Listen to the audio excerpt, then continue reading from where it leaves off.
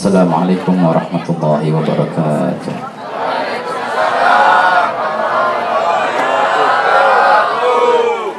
Hadratul muhtaramin al-mukarramin, jami'ul hadirin wal hadirat, hafizakumullah wa ra'akum. Terkhusus para habaib yang hadir, Masya Allah begitu banyaknya. Di antaranya ayahanda orang tua kita bersama Habib Adi Al-Kaf Allah wara'ah beserta keluarga beliau dan putra-putra beliau, bil khusus minhum sahibul majlis Sayyid Habib Ja'far bin Alwi Al-Kaf wa ikhwani Habib Naufal dan Habib Muhammad Hadi, dan juga yang tidak hadir bersama kita di sini namun nanti insyaallah hadir bersama kita Habib Ali Al-Kaf dan segenap para habaib dan para asatidzah, para dewan guru, para tokoh masyarakat yang senantiasa insyaallah dalam naungan inayah Allah, dalam naungan perhatian Allah, dalam naungan rahmat dan keridhaan Allah insyaallah. Amin ya rabbal alamin. Alhamdulillahirabbil alamin. Daimul ifdal azim an-nawal. Allahumma shalli wa sallim ala sayyidina Muhammadin Maula Bilal al-Badr al-Mutalal sallallahu alaihi wa ala alihi wa sahbihi khaira sahbin wa ali. Alhamdulillah, senantiasa puja dan puji syukur kita haturkan hadrat Allah Subhanahu wa taala atas limpahan nikmatnya, limpahan hidayah dan taufiknya, hingga alhamdulillah pada malam yang barakah ini kita duduk bersama, berkumpul merayakan peristiwa yang agung kelahiran Nabi Muhammad sallallahu alaihi wasallam. Yang Masya Allah, yang biasanya kalau jam segini, ini udah jam berapa sekarang? Jam 11.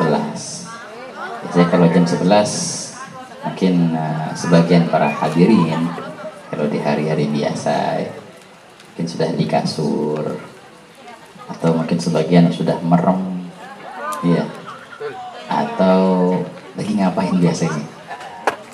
Ya macam-macam lah. Lagi di malam-malam weekend seperti ini ada yang jalan-jalan, ya kan? Ya macam-macam.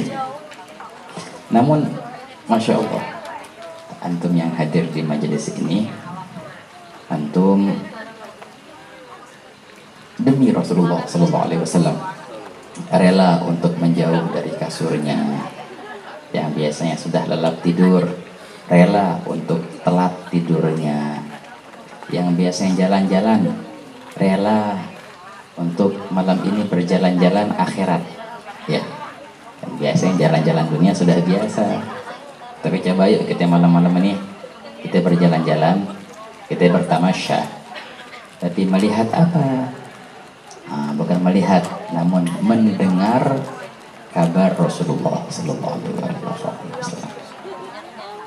Di sini bersama ikhwani kita teringat hadis baginda bersabda bahwasanya di antara mata yang tidak akan menangis di akhirat sana adalah mata yang sering menangis di dunia ini karena Allah. Gitu. Jadi kalau orang di dunianya sering nangis karena Allah, nangis rindu dengan Allah, nangis takut kepada Allah, nangis rindu kepada Rasulullah, tangisan itu akan meredakan tangisanmu nanti di hari kiamat. Namun kalau sebaliknya, kalau di dunia dia belum pernah nangis kepada Allah, belum pernah meneteskan air mata kerinduan kepada Rasulullah, nah itu berarti nanti di akhirat sana dia bakal nangis. Mending kita nangis di dunia daripada nangis di akhirat, ikhwan ya. Oke. Juga di antara mata yang tidak akan nangis di akhirat sana, bila mana mata itu bergadang, telat tidurnya. Bukan karena apa? Bukan karena mau nonton bola, bukan mau nonton apa, bukan mau jalan-jalan, bukan. Dia telat tidurnya semata-mata karena Allah, semata-mata karena Rasulullah Sallallahu Alaihi Wasallam. Diharapkan mata itu nanti akan dijaga oleh Allah sehingga dia tidak akan menangis di akhirat nanti. Allahumma ja'alna minhum. Amin ya rabbal. Wa 'ainun tahrusu fi sabilillah, katanya. Mata yang menjaga di jalan Allah. Nah, begitulah ya ikhwan. Dan memang kalau kita merenung sebentar ya ikhwanillah, coba kita merenung sebentar. Tadi barusan hujan, sekarang nggak hujan. Apakah akan selamanya nggak hujan? Nggak, bisa jadi sebentar lagi hujan lagi. Bisa jadi. Sekarang udah nggak terasa makin. Berapa umurmu sekarang? Ada yang kepala 20, ada yang kepala 30. Macam-macam, nggak terasa ya. Nggak terasa sudah berapa umur kita sekarang. Masya Allah. Nah begitulah perihal dunia ya. Itulah perihal yang jatuh bangun lagi. Iya. Ada yang jatuh barusan tadi, bangun lagi tapi. Iya, Masya Allah. Nggak selamanya jatuh kan. Iya. Ada yang berdiri bakal jatuh bentar lagi, bisa jadi. Itu perihal dunia. Jadi dunia itu nggak ada yang kekal. Ya. Bagaul hal muhal kalau di kalangan ahli tauhid. Kekalnya suatu keadaan itu suatu yang mustahil. Semua akan berlalu. Ada seorang ulama, bukan ulama sih, ada seorang khalifah, ada seorang raja dulu di dinasti Abbasiyah. Jadi raja ini Masya Allah orangnya baik. Dia punya penasehat, seorang ulama besar. Si raja minta pada ulama ini untuk, si raja itu ceritanya mau ini nih, mau pakai cincin.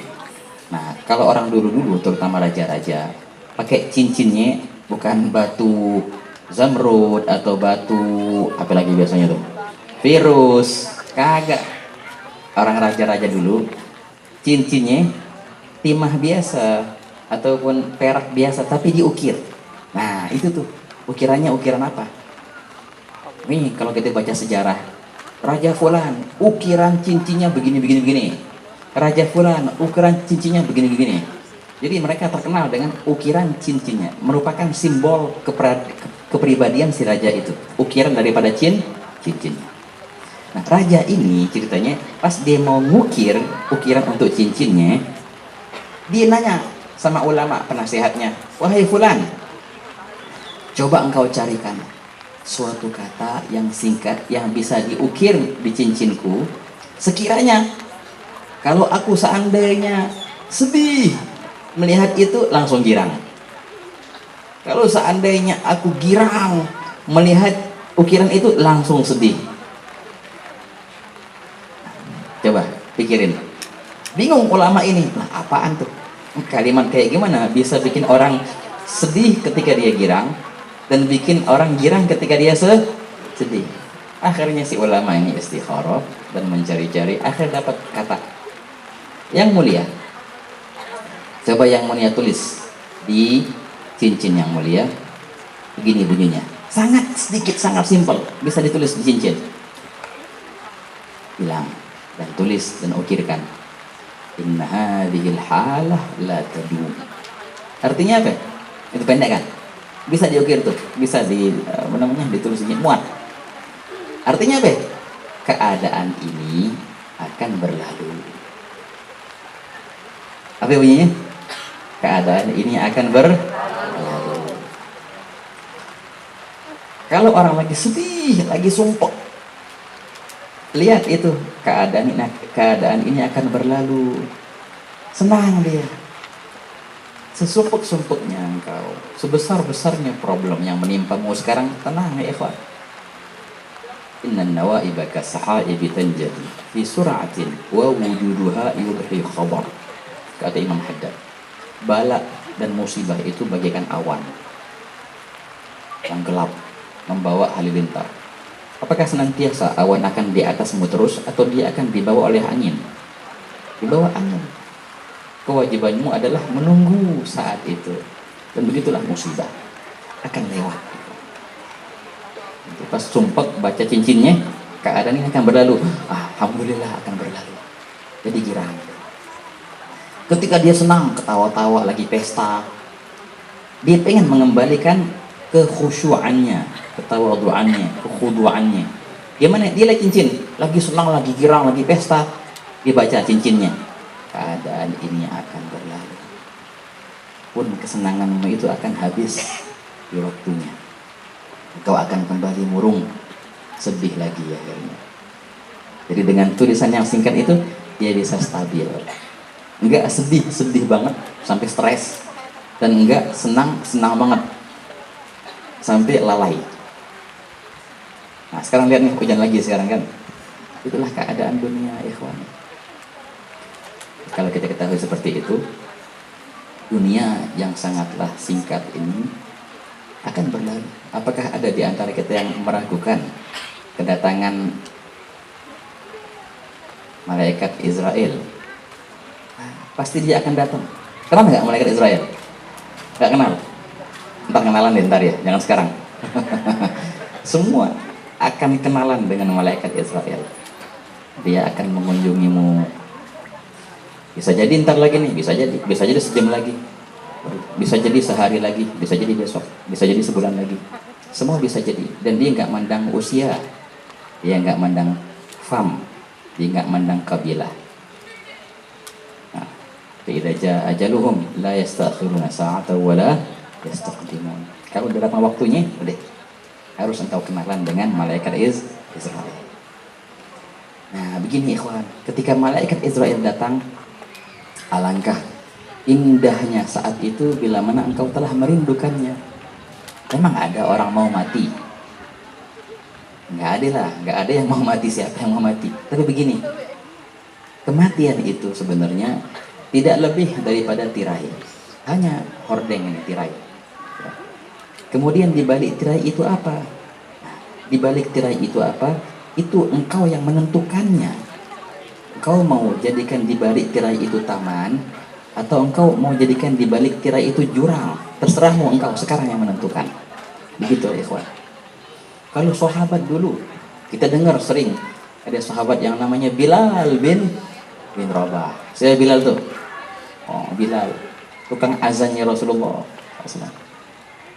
Bilal bin Rabah, ketika beliau di akhir hayatnya, ketika mulai sakaratul maut, didampingin oleh istrinya. Ketika dia mulai proses nazak, dicabut nyawanya sedikit demi sedikit, si istri itu nangis histeris akan berpisah dengan sang suami. Wah karbah, alangkah gelisahnya, alangkah sumpeknya aku sekarang. Ketika Sayyidina Bilal mendengar omongan itu dari istrinya, dia masih sadar.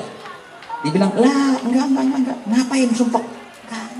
Balwa qarabah. Enggak, justru alangkah senangnya aku sekarang. Kenapa? Gadan alqal ahibbah Muhammadan wa hizbah. Karena besok aku akan bertemu dengan sang kekasih. Siapa? Nabi Muhammad sallallahu alaihi wasallam dan para sahabat-sahabatku. Kematian hanyalah menghalangiku dari mereka. Bila mana kematian datang, maka hilanglah tirai ini. Tinggal langsung aku bergabung dengan para kekasihku. Nah, itu Sayyidina Bilal. Makanya begini ikhwan, jangan lupa nih, minta ijazahin. Tapi baca ya, amalin ya. Sangat mudah. Baca ayat kursi setiap habis sholat fardu. Masa iya sih nggak hafal ayat kursi? Hafalkan pasti ya? Habis salat fardu baca ayat kursi. Habis subhanallah 33 itu baca ayat kursi. Kenapa ada hadis begini bunyinya? Barang siapa yang istiqomah melazimkan baca ayat kursi setiap habis salat, lam yakun bainahu wa bainal jannati illa al-maut. Tiada penghalang antara dia dan surga melainkan kematian. Sebenarnya nih dia udah di surga sekarang, tapi ada penghalang. Apa? Kematian. Ketika kematian datang, hilanglah penghalang itu, langsung ke surga dia. Itu pahala orang kalau istiqomah baca ayat kursi. Baca ayat kursi ikhwan ya? Ya insya Allah. Habis salat baca ayat kursi. Ikhwan nih, pas kita wafat nanti di alam kedua, dan ketika akan insya Allah, semoga kita bertemu lagi insya Allah ya. Kita bertemu sekarang ini walaupun tidak kenal nama, tapi kenal muka insya Allah. Semoga kita akan berjumpa lagi di alam kedua sana, di barzakh nanti. Kemudian di padang mahsyar kita berjumpa. Kalau kita jumpanya gimana? Wah, ini mukanya pernah lihat. Di mana lihatnya? Problem besar kalau wah lihatnya di tempat di pasar, aduh, lihatnya di tempat oh no. Alangkah indahnya. Oh, ini mukanya pernah lihat di mana? Di majelis maulid. Nah, itu luar biasa tuh. Pengikat yang bagus.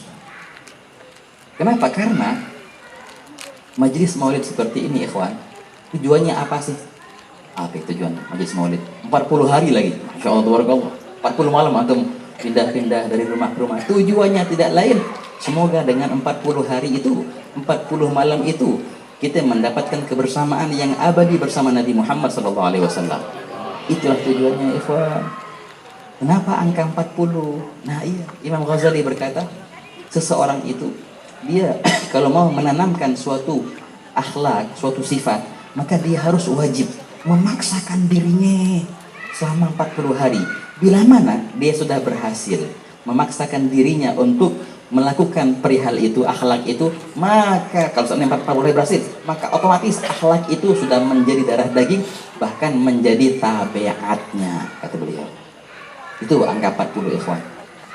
Nah, dalam hadis baginda bersabda, barang siapa sholat jamaah 40 hari dan tidak pernah telat dari imam, nggak pernah masbuk, maka Allah Ta'ala akan menuliskan dua kebebasan. Kebebasan dari kemunafikan dan kebebasan dari neraka. Kenapa? Karena sudah mendarah daging. Harapan kita, harapan antum 40 hari hadir tiap malam, sholawatan. Semoga kebersamaan dengan Rasulullah mendarah daging insya Allah di diri antum semua. Sehingga insya Allah bersama Rasulullah bukan cuma 40 hari saja, bersama Rasulullah terus sepanjang tahun. Dan kemudian kita memetik kebersamaan itu menjadi kebersamaan yang nyata ketika datang malaikat Israel tadi. Alangkah indahnya kalau malaikat Israel datang sama Nabi Muhammad SAW. Ya kan, nikmat kalau begitu. Kebersamaan dengan Rasulullah di saat-saat itu kuncinya adalah kebersamaan dengan Rasulullah sekarang ini, ya ikhwan. Nah itu dia. Bersama dengan baginda di akhirat nanti di padang mahsyar, kuncinya sekarang ini. Ya kan? Baginda bersabda ketika baginda sallallahu alaihi wasallam masuk ke ruangan, ke kamar yang gelap, Siti Aisyah lagi jahit, tahu-tahu jatuh jarumnya. Dicari-cari sama Siti Aisyah, mana dia jarum tak kelihatan. Maka masuk Nabi SAW, masuk ke kamar itu dengan muka dan wajah sangat terang benderang sehingga Siti Aisyah bisa melihat. Ikhwan, Nabi Muhammad itu mukanya terang loh ikhwan, terang banget, putih, ganteng, indah, luar biasa. Kalau seandainya Nabi Yusuf ganteng sehingga membuat Siti Zulaikha tergila-gila, sampai-sampai perempuan-perempuan Mesir itu sampai potong-potong tangannya kan, nggak sadar ketika terpesona dengan keindahan Nabi Yusuf. Tapi Nabi Muhammad SAW mempunyai kegantengan lebih jauh, lebih hebat dari Nabi Yusuf. Nabi Yusuf mendapatkan 0,3% dari keindahan wajah. Jadi Allah Ta'ala turunkan keindahan ke muka ini 100%. 1 dari 100 Allah bagi 3, sepertiga kasih Nabi Yusuf. 2/3 dari 1 Allah bagi-bagi ke yang lain. Kemudian 99-nya Allah berikan ke Nabi Muhammad SAW. Jauh ikhwan, Nabi Yusuf 0,3, Nabi Muhammad 99. Namun keindahan wajah Rasulullah terselubungi dengan kewibawaannya, haibah gitu ya kawan. Kalau orang ngomong sama Rasulullah pasti akan segan pertama kali, tapi kalau sudah mulai ngomong pengen nggak mau habis. Setiap orang yang ngomong dengan Nabi Muhammad SAW pasti merasakan kepuasan. Nabi Muhammad SAW kalau diajak ngomong, orangnya kebanyakan bukan ngomongin, kebanyakan ngedengerin.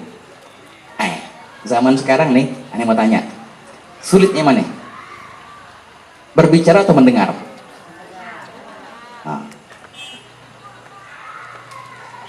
Apa? Suruh ceramah atau jadi pendengar? Yang sulit. Nah, ini mujarab ikhwan, mujarab luar biasa. Walaupun susah diterka, sebenarnya yang sulit itu bukan yang menjadi penceramah, bukan menjadi pembicara, bukan juga. Yang sulit adalah menjadi pendengar yang setia. Itu sulit. Engkau menjadi seakan-akan wadah. Jadi orang curhat sama ente tanggapin, ente dengerin curhatannya. Walaupun engkau tidak memberikan solusi kepadanya, tapi dia puas dengan menceritakan problemnya di hadapanmu. Itu pendengar setia itu. Itu jarang orang kayak gitu. Jarang ya ikhwan. Dan itu orang kayak gitu susah ya.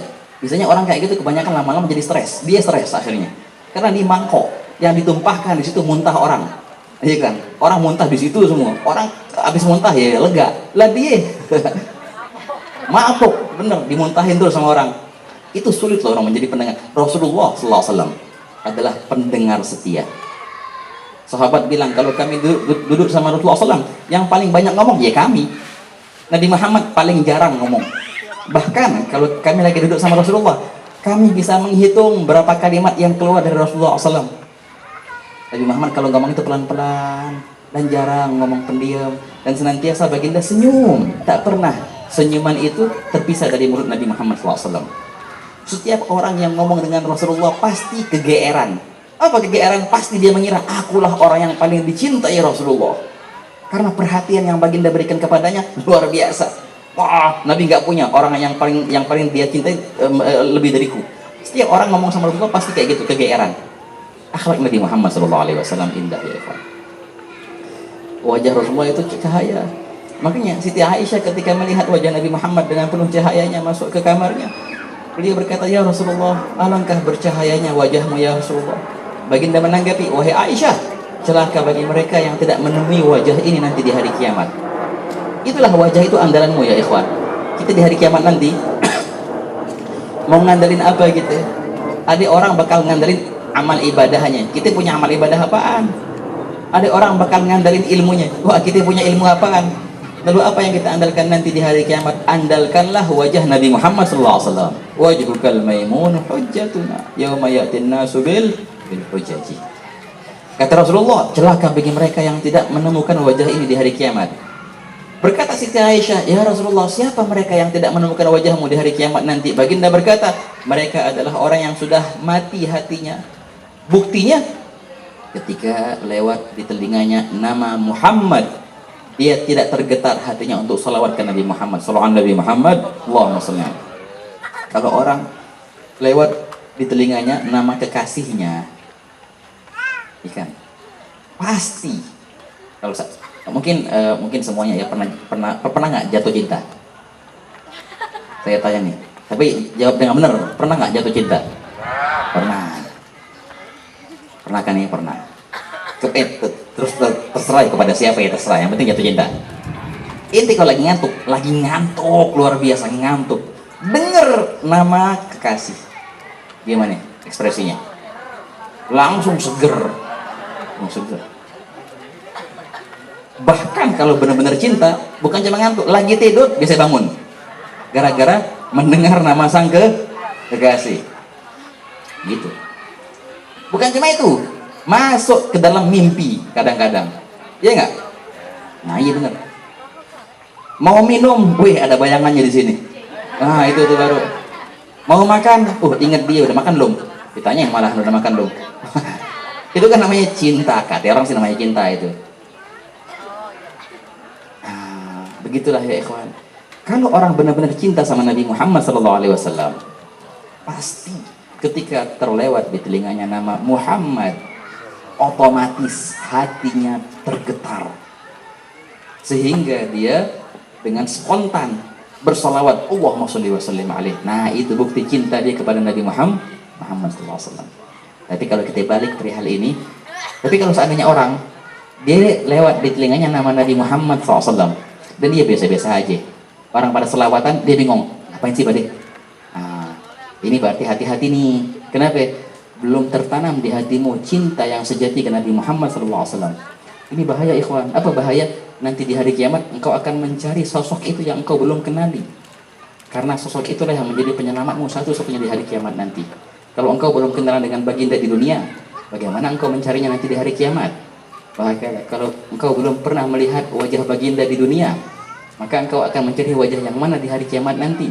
Dan itulah satu-satunya wajah yang akan menjadi penyelamatmu nanti di hari kiamat. Sallallahu Nabi Muhammad. Harapan kita semoga dengan 40 malam ini Allah Ta'ala berikan kita kebersamaan dengan Nabi Muhammad SAW. Amin. Kebersamaan baginda di rumah kita, kebersamaan dengan baginda di diri kita, kebersamaan dengan baginda SAW di masyarakat kita. Ayo mari 40 malam, bawalah, boyonglah Rasulullah ke rumahmu. Jadikanlah rumahmu tempat tinggal yang nyaman untuk Rasulullah SAW. Mulailah kebersamaan itu dari sekarang ya. Kalau seandainya Rasulullah mau rumahmu, bayangin nih, kalau seandainya Rasulullah mau mampir ke rumahmu, sudah siap loh? Oh, dulu ada yang aneh harus benahin dulu, ada yang harus aneh tutupin dulu, ada yang harus aneh singkirkan dulu. Itu berarti engkau belum siap untuk Rasulullah. Jangan ikhwan, bahaya. Ketika sakarat datang menjemputmu, bagaimana keadaan nanti kalau seandainya Rasulullah datang ke rumahmu menjemputmu? Siapkah engkau? Kalau engkau berada di samping Rasulullah, enak gak? Akan nyamankah Rasulullah berada di sampingmu dan engkau di sampingnya?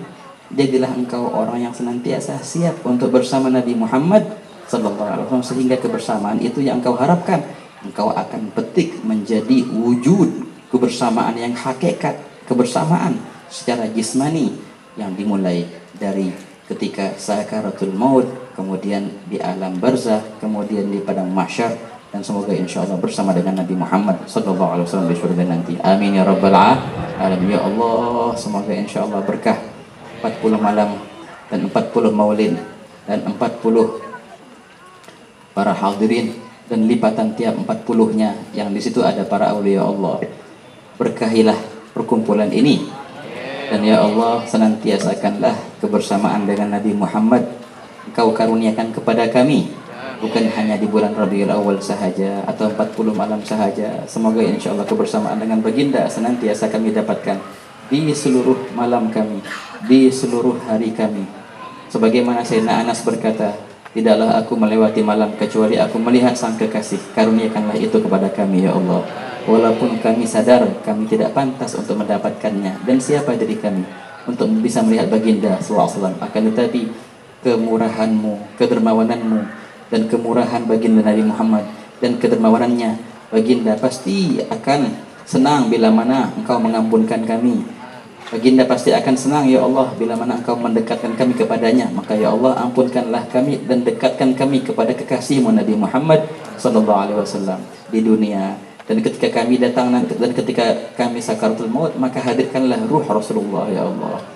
Datang malaikat Israel bersama Nabi Muhammad SAW ketika kami sakaratul maut, maka ya Allah kami bisa memati kebersamaan itu. Dimulai dari situ dan kebersamaan yang abadi insyaallah. Amin ya rabbal alamin. Ya Rabbi wajma'na wa ahbaban lana fi darikal firdaus atyabi mawdu'i fadlan wajma minna wa mannan ka wajatul jud wal karamil awsa'i. Rabbana atina fid dunya hasanah wa fil akhirati hasanah wa qina adzabannar.